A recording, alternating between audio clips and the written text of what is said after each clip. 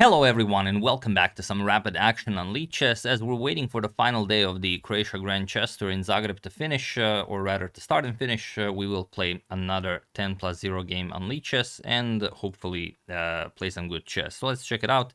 Our opponent for this one is, hopefully it's a good opponent.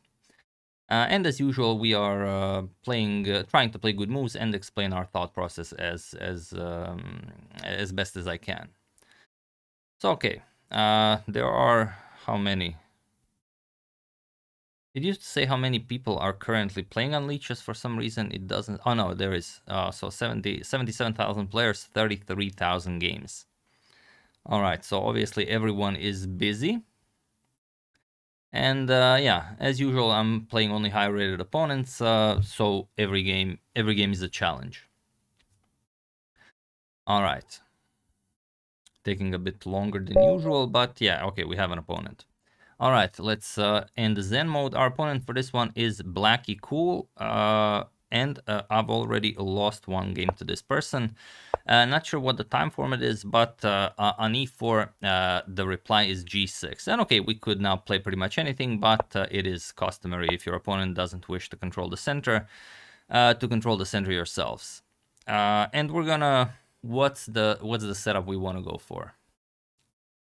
We could go for the immediate h4 to try and challenge this structure, and that's exactly what we're gonna do. Let's make it an interesting game. Okay, h5 is pretty much an automatic. Everyone plays it like this nowadays, but now, okay, we know a bit more. c4, again, I do want to grab as much center as possible, but I also want to develop my pieces. So let's just get the knights into the game before bishops. I think Steinitz said that, not really sure. So I could play bishop c4, he's gonna go b5, b4, and it's not an issue since our e4 pawn is not attacked. He hasn't played knight f6 yet. So this is not an issue. If he plays knight f6, then we're gonna go something like a3 or maybe even a4. If you're planning on pushing on the queen side, maybe a4 is a little bit better, but a3 supports b4 at any moment, so also that can be played.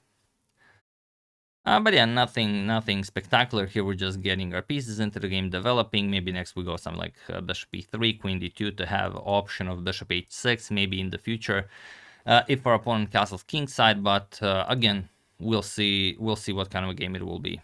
This is a very flexible setup for black, so he can do pretty much anything. Okay, so it's a good move as we already played h4, so he doesn't have to worry about h3, and it could be reasonable to move our queen out of the way.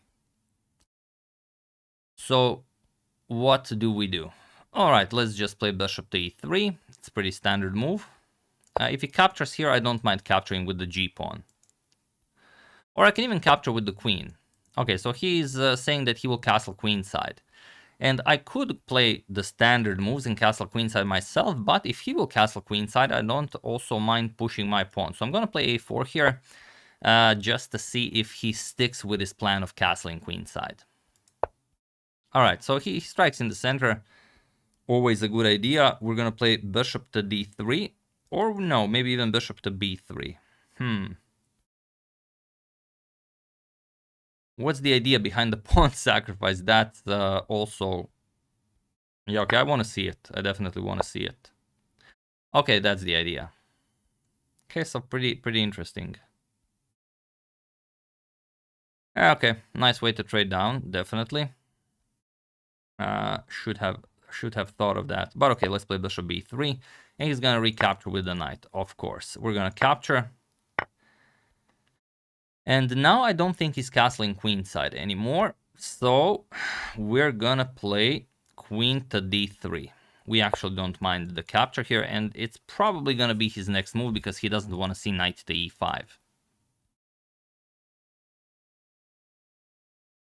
But then the question is, where will he castle? Because if we castle queenside, there's really no pawn push that bothers us. The pushing of the a-pawn does nothing. b5 is sufficiently covered. There is... Okay, so he captured. There's nothing on the c-file, and our bishop here doing an excellent job. So him castling kingside, Yeah, we definitely like that. And if the knight comes to f6, we already have a pawn on f3 to control the knight. So it's, you know, you usually shouldn't ruin your pawn structure like this. But if you're looking for an active game and, you know, maybe some adventures, it's not the worst way to go. So he could definitely opt for knight h6, going for knight to f5. The knight on f5 would be a pretty good piece, but then he has to worry about something like check, and then he loses the pawn. So the pawn here is his biggest problem. Probably e6 is his next move. Yeah, but if it's a question whether it's a good move. Probably it is. If he allows me a5, then it's not gonna be pleasant. So many options for him in this position. Some very good, some probably less than good, but we'll see what he does. All right, so knight f6. Like I said, we're not worried about that. He has to defend the d5 pawn, even though it's not the most impressive square for the knight. And we're gonna castle queenside. Play king b1 next. He could sacrifice a pawn if he wants to hurry up with his attack, but I don't see there any problems existing with my setup like this. Okay. So let's go to the G file, I would say. G file is the place to go. Can we check some other moves like king b1? Okay, let's play king b1 first. It's just always good to play this, because then you don't have to worry about something like rook c8, queen b6, queen captures, some b3 if my queen moves. Okay, so he wants to play b5. He's preparing it. And how do we make this not so useful? And how do we make some threats here? I could go f4, f5, but then he's just going to put a knight here. So that's not, maybe not the best.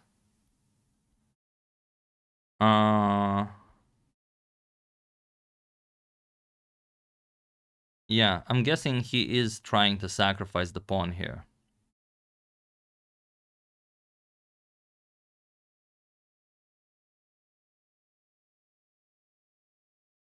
Yeah, so straightforward kingside attack I don't think will work.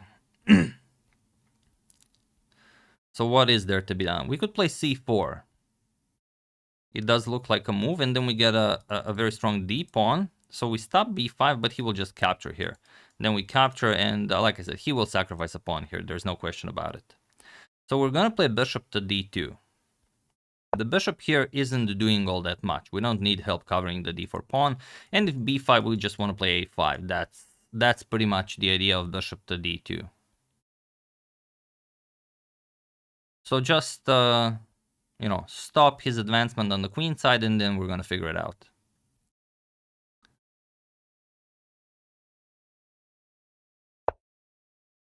Okay, so he is preparing. Okay, so queen d7 isn't all that impressive. He just wants to get the other rook into the game, I imagine.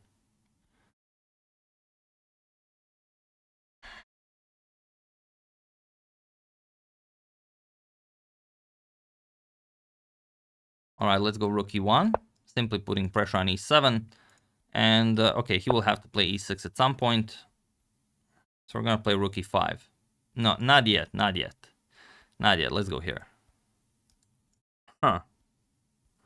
This does sort of allow him to go queen h3, but I don't think queen h3 is actually anything. I mean, we can just play bishop to g5, and while he can play b5, then we can just play a5 if as the queen has moved from this diagonal. All right, so b5, a5, nothing really worrying us there.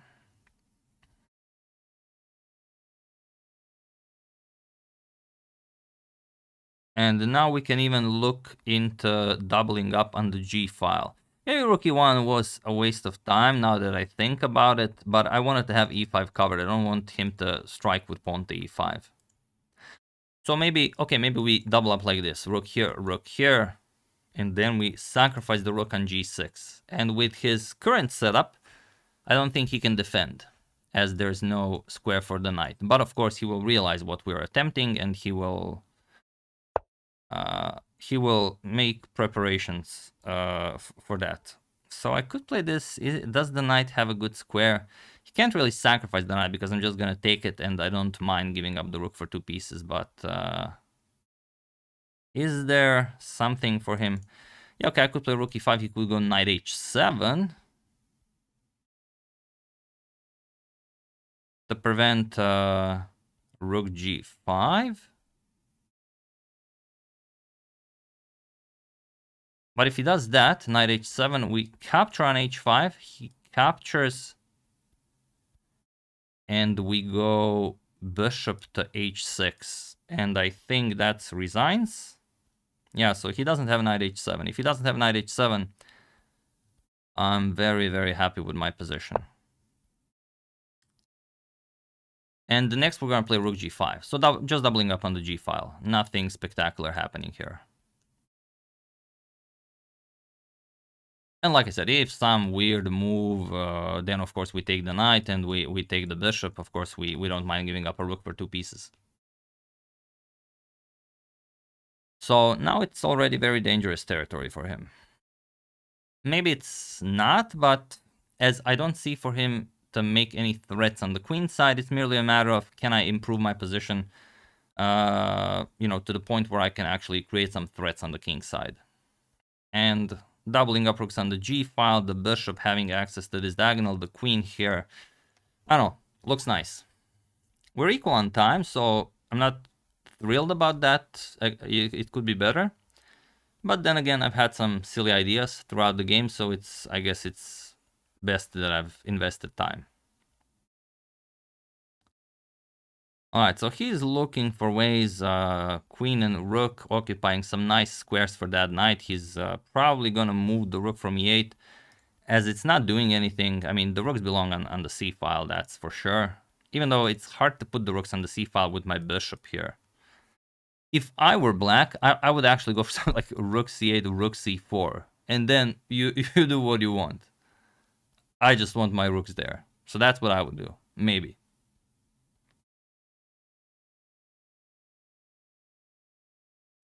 So okay, the other rook comes. Perhaps better. We'll see. And we're just gonna double up here. Does it change anything? Knight h7, we still capture on h5. I don't see a problem with it. Yeah, just rook g5. And we're never really threatening rook captures on g6 because he has too many defenders there. And if he goes bishop here, I actually don't mind trading the dark square bishops to expose his king, as that's a valuable defender. Of course, you would always much rather the trade happens on your terms, but let's call rook g5 my terms. If he goes for something like, I don't think he will go for it, but if he does, okay. I mean, also rook captures on g6 is a move. Yeah, and a pretty nice one. Because the knight doesn't have squares, yeah. Because bishop h6, I just capture. Rook captures. Even rook captures. With check, he has to move the bishop back. Because if king h7, he goes under the mask of the queen. So he would have to go back. And then again, just bishop h6. And there's no way for the knight to help out. Yeah, so this is not even a move. And him wasting so much time. Oh, king h7. King h7 is interesting. Yeah, king h7 just gets rid of all of my ideas, but he's inviting rook captures on g6, if it's anything at all. If it's anything at all. It's not. Unfortunately, there will be rook e7 at some point.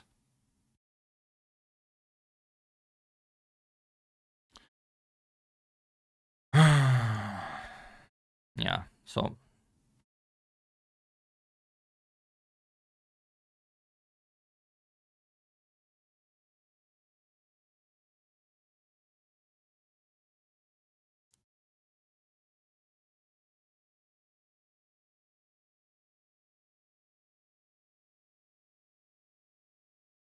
Yeah, this is now very interesting.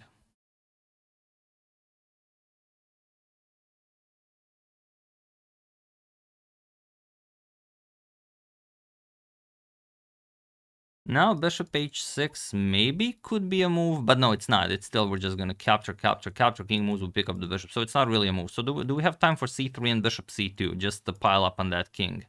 I think we do.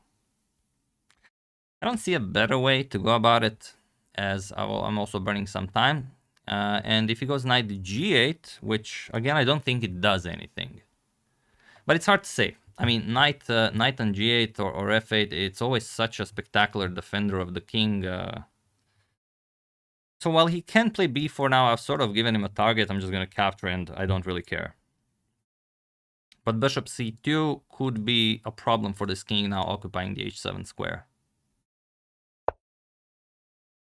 Okay. Interesting. Also frees up the e8 square for the knight. But then again, he will allow this.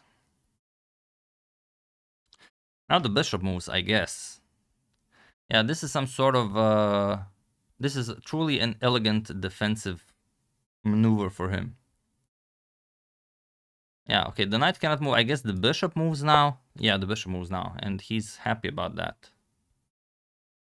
But it's still not possible. Yeah, it's still... I mean, I could be blind, but I don't think I am. I think it's just a free win. It's not a free win. I think moving the bishop somewhere else was the way to go.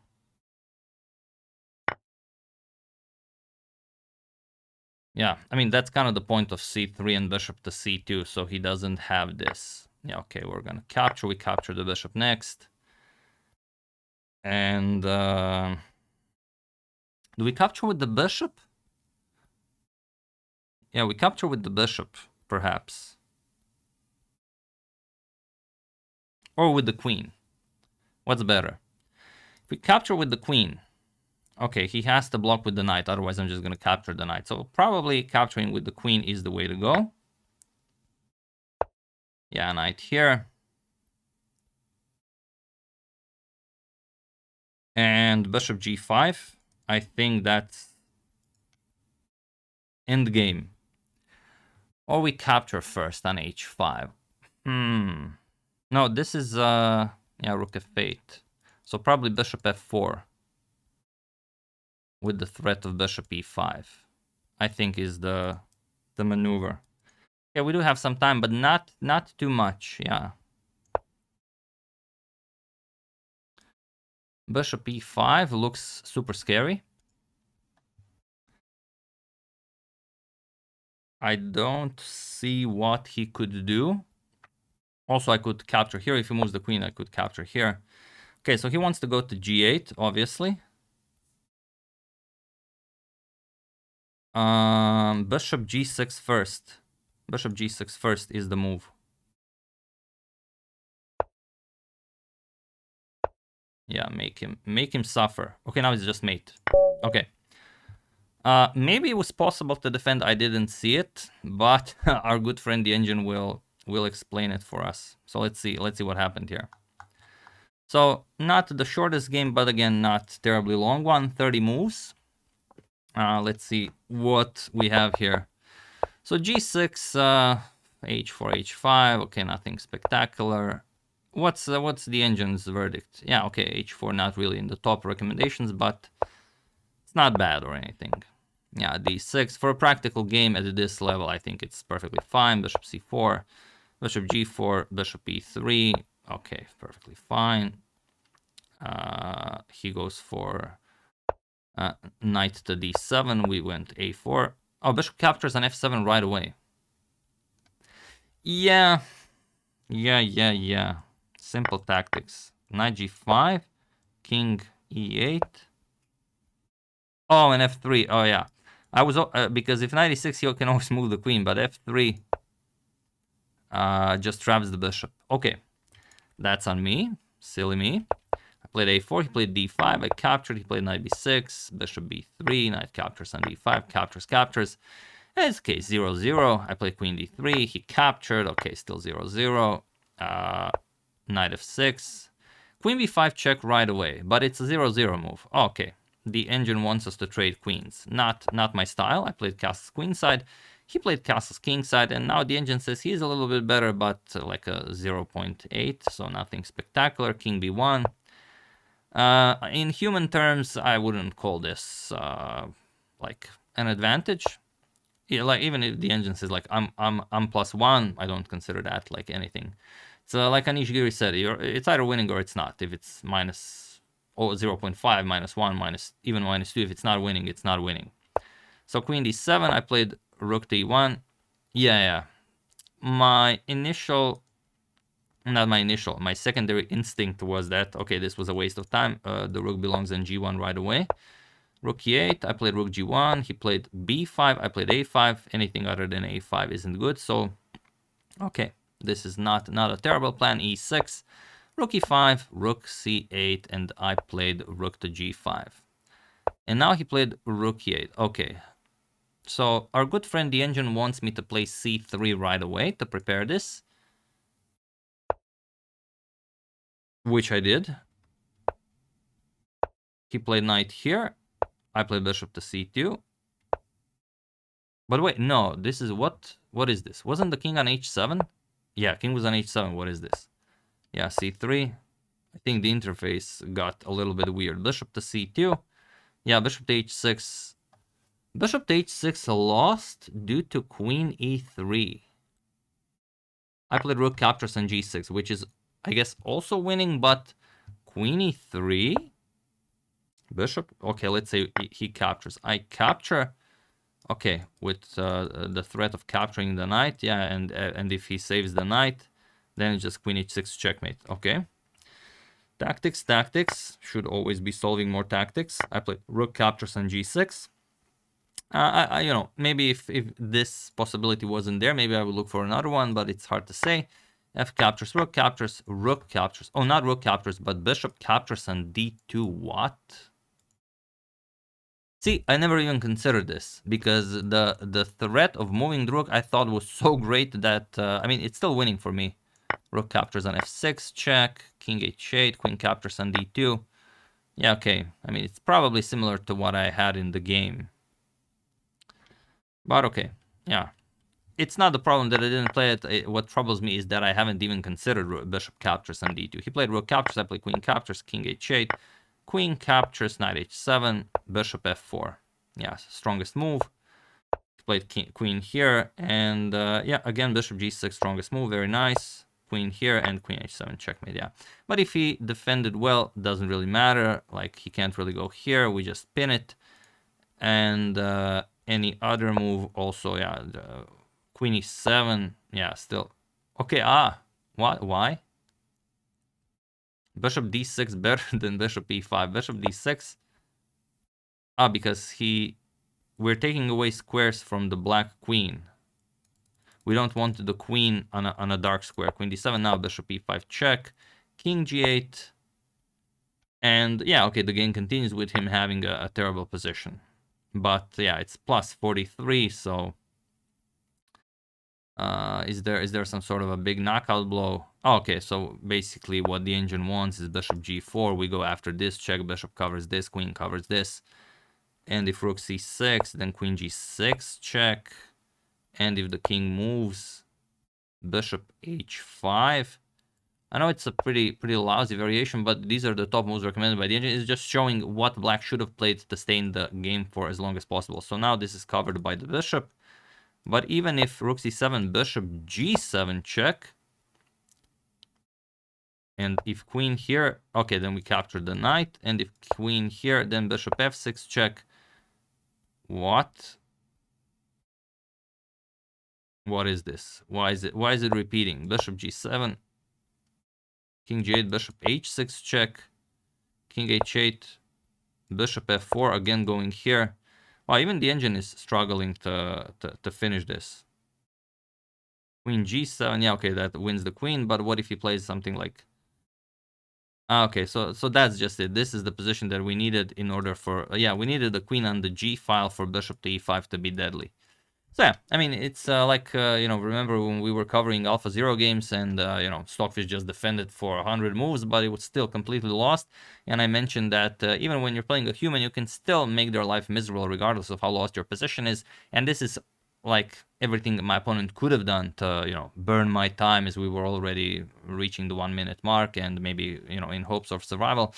But it's very hard to, play such resilient moves, but they are possible almost always, so you should always look for them and never just resign. Maybe something that we can take away from this game. So yeah, that's the game. Hope you guys enjoyed it. Looking forward to covering the last day of the Grand Chester, so hope you're ready for that. And yeah, as usual, you can check 2 of my previous videos here. Thank you for watching, and I will see you soon, continuing to check up on your wonderful suggestions and whatever else happens in the chess world. Thank you all. I will see you soon, and have an excellent rest of your day.